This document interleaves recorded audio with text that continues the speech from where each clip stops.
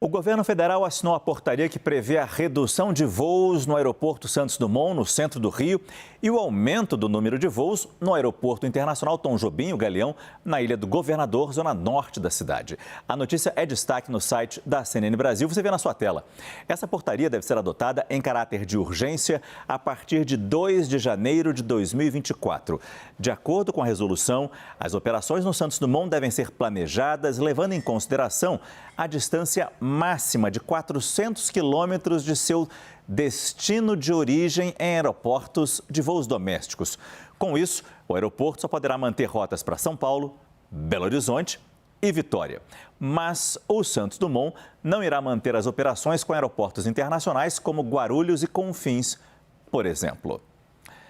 Sobre esse assunto, eu chamo de volta o nosso analista Fernando Nakagawa para explicar a situação do Galeão em relação à demanda e, claro, como as companhias aéreas recebem essa notícia, Naka. Márcio, as companhias receberam com bastante cautela. Primeiro, elas querem entender, efetivamente, do ponto de vista legal, como está sendo tomada esta decisão.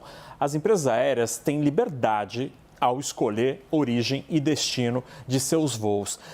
A única restrição estabelecida na história recente do setor aéreo privado aqui no Brasil foi com relação à segurança. E, por isso, as empresas estão analisando com bastante cautela. É verdade que algumas delas já estão migrando alguns voos para destinos mais distantes do Rio de Janeiro, como Porto Alegre ou Recife, por exemplo, para o Galeão. Mas ainda é um movimento discreto. Em nota, a ABAR, que é a Associação Brasileira das Empresas Aéreas, defende que qualquer decisão mantenha alinhamento com a legislação vigente, que prevê liberdade de rotas. Portanto, Márcio, as empresas aéreas estão se adaptando, mas podem eventualmente reagir a esta decisão.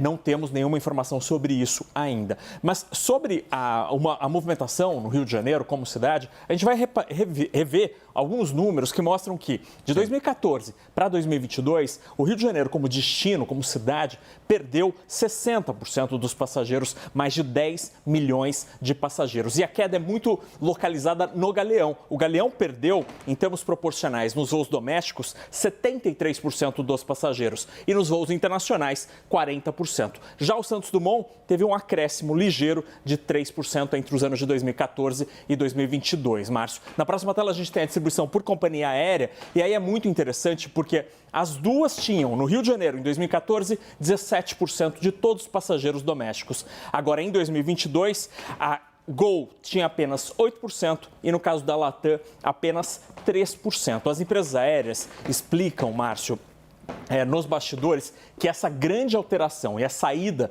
de passageiros do Rio de Janeiro é gerada basicamente por 3 fatores. O primeiro é a perda de força econômica do Rio de Janeiro. A segunda é a violência, especialmente na linha vermelha, o temor dos passageiros em passar por aquela artéria, por aquela via da cidade. E o terceiro ponto é que muitas dessas empresas optaram por mudar voos para outros hubs, os centros de distribuição de voos, como, por exemplo, a cidade de Campinas ou Brasília ou mesmo Confins. Ou seja, talvez não basta essa resolução se a gente está tentando salvar o aeroporto internacional. O problema pode ser maior. Pode ser, infelizmente, pode ser maior. Muito obrigado, Fernando Nakagawa.